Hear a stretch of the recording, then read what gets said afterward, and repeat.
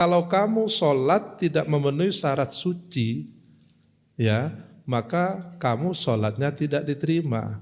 Kalau sholatnya tidak diterima, berarti kamu dianggap tidak sholat. Orang yang tidak sholat, hukumnya apa? Ya jelas secara fikih dia dosa, tapi dia berarti dosa itu artinya apa? Dia jauh dari rahmat Allah. Konsekuensi dari jauh rahmat Allah itu apa? Hidupnya itu haraj. Hidupnya itu akan selalu menemukan kesulitan. Ya. Kalau dia itu tidak menjalankan ibadah, hidupnya akan selalu menemukan kesulitan dalam hidup itu. Ya. Ono ai problem dalam hidup itu.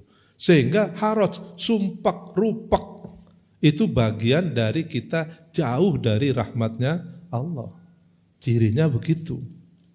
Enggak perlu kita nyeneni sapa, enggak perlu. Wah iki gara-gara enggak perlu. Itu gara-gara awake dhewe. Hidup itu kan dari diri kita. Bertanggung jawab atas diri kita, enggak ada hubungannya dengan orang lain. Orang lain tuh juga punya problem sendiri-sendiri. Enggak usah ditambah problem kamu. Lah fokusnya golek-golek wong lain sing salah. Salah itu berasal dari diri kita. Makanya Allah menghendaki yuridullahu liyaj'ala 'alaikum min haraj walakin yuridu liyutahhirakum. Kalau kamu bersih, suci, diterima sholatnya, berarti kamu mendapatkan pahala. Mendapatkan pahala itu artinya mendapatkan rahmat dari Allah. Kalau dapat rahmat, padang hidup kamu. Padang itu artinya apa? Meskipun kamu itu bermasalah, tapi masalah itu tidak sampai membuat hidup kamu itu rupak. Itu bedanya. Orang yang beriman dan tidak beriman, di sana bedanya. Orang yang mendapatkan rahmat dari Allah dan tidak, bedanya ketika mendapatkan masalah. Kok ruwet? Nah itu berarti dia jauh dari rahmatnya Allah. Bukan berarti orang beriman tidak dapat masalah. Semua orang hidup itu pasti mendapatkan masalah. Milih hidup aja udah masalah itu. Apalagi milih mati, wah apa masalah. Gak mari-mari. Dikira gak ditunggu malaikat mungkar nakir apa gitu. Itu tambah ruwet lagi itu. Ya. Nah, di liyutahhirakum, untuk agar kamu suci bersih, sehingga kamu layak mendapatkan rahmat dari Allah. Wa qala ta'ala fihi rijalu yuhibbuna ayyatatahharu wallahu yuhibbul mutatahhirin. Ini konteks sosialnya. Fihi ikut tetap di dalam masjid rijalun beberapa orang yuhibbuna kang senang sapa rijal ayyatatahharu sing untuk bersuci. Wallahu yuhibbul mutatahhirin, Allah senang orang yang suci. Artinya kalau kita ingin disenangi oleh Allah, kita harus suci. Suci dalam artian fikih. Fikih itu adalah sesuatu yang kelihatan, itu fikih. Saya sampaikan beberapa kali, Bapak Ibu, kalau makan di warung ada ayam utuh, kalau ingin selamat, ingin aman, jangan dilihat. Lehernya jangan dilihat. Kalau Bapak Ibu kepo, nah itu ya, resikonya kepo itu ya begitu. Saya tak delok lehernya, ternyata dicukil, batang itu sudah, bangkai. Ya, paling awal mau pura-pura gak delok ayam. Fikih aman. Apalagi ibu diurus, ini siapa yang nyembelih? Baca bismillah enggak? Waduh, itu investigator. Fikih enggak. Ya. Yang nampak saja. Kalau enggak kelihatan ya sudah, kita yakini ini yang jual orang Islam, yang nyembelih pasti Islam, memenuhi syarat. Baca bismillah ya Allahu akbar. Terputus 3 salurannya. Saluran nafas, saluran kerongkong, dan saluran makanan. Cirinya putus itu mesti melebar. Kok bolong. Nah, itu sudah itu. Artinya apa? Ini bangkai. Ketika ayam yang nongkrong itu bangkai, maka sekitarnya kena hukum bangkai. Itu ya, Bapak Ibu hati-hati. Apalagi masaknya dalam satu wadah. Ya kan? Mestinya satu warung kan satu wadah. Oh, kena kabeh. Makanya paling aman, udah warung jauh-jauh aja ada ayam, yo ayam. Gak usah delok bangkai kabeh. Karena termasuk saya pengalaman itu.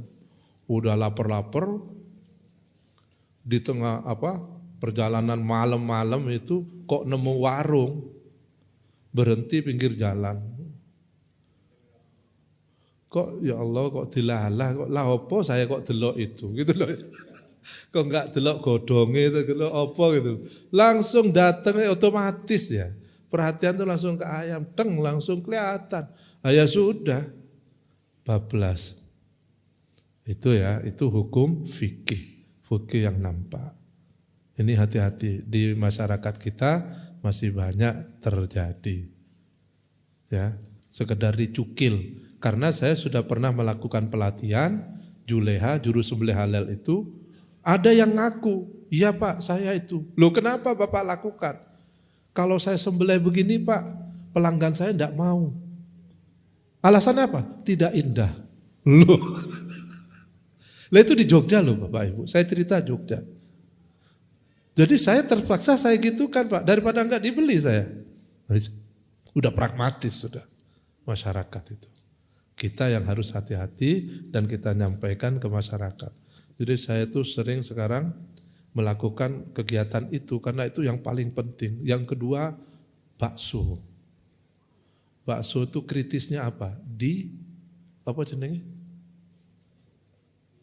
Giling dagingnya itu. Lah itu, ini termasuk saya bawa ini penyeliah halal ini. Pengalaman pasar sudah se-Jogja udah dia masuk. Tapi enggak beli, cuman masuk itu. Jadi penggilingan itu Bapak Ibu, ketika ditanya pemilik penggilingan itu, Bapak, apakah penggilingan ini memang khusus daging halal? Gak mau menjawab. Lu gimana? Ditanya begitu tuh gak jawab. Apakah khusus daging sapi? Tidak jawab. Apalagi diminta surat. Sudahlah kalau Bapak gak mau jawab, bikin surat pernyataan kalau penggilingan ini khusus daging halal. Tidak mau. Itu terjadi. Makanya sejak itu minat saya terhadap bakso langsung menurun. Dulu penggemar bakso saya. Kecuali bakso yang sudah ada label halalnya. Itu langsung kita. Gak ada masalah. Kecuali yang pemilik asam urat, kolesterol. Itu lain lagi masalahnya. Ya, terima kasih.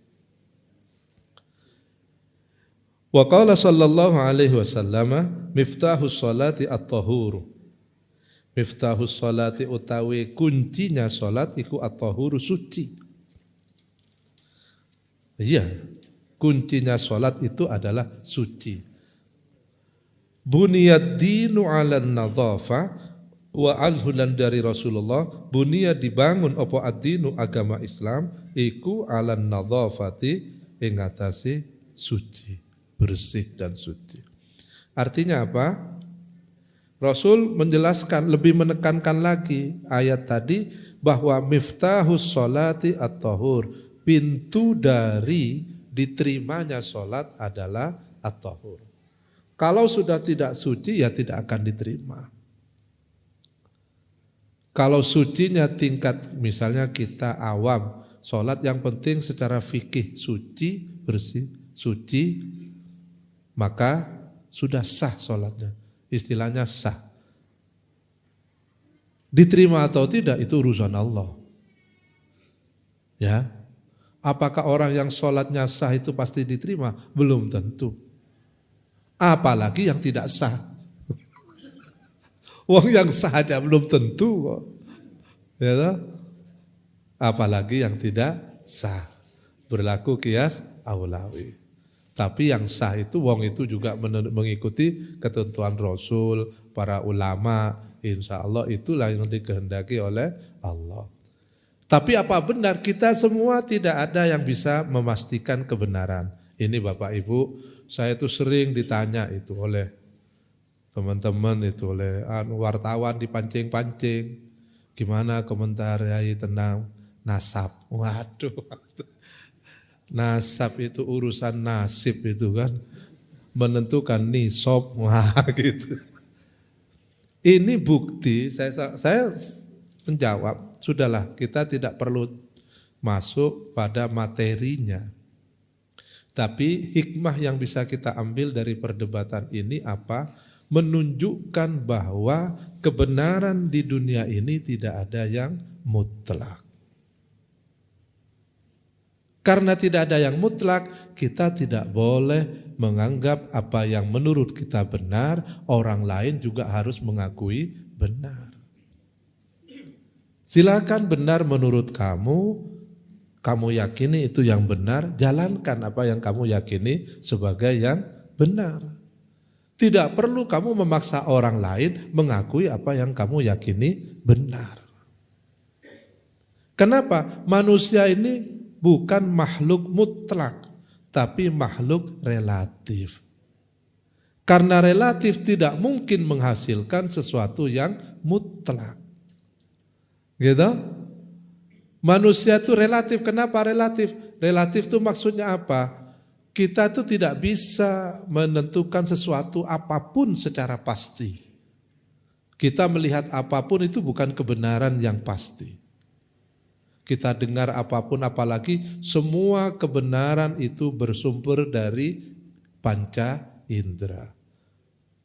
Ya toh? Oh ini ada kipas angin, kenapa? Saya lihat, saya rasakan. Ya, apa benar angin ini dari kipas angin? Oh belum tentu. Nah, sudah bisa menjawab Bapak kan? Oh ada angin, kipas angin. Oh enggak bisa kipas angin itu. Wah, gitu. Bisa jadi dari jendela, dari mana-mana kan. Angin juga datang. Itu ya. Baik, itu pertama pelajaran terpenting.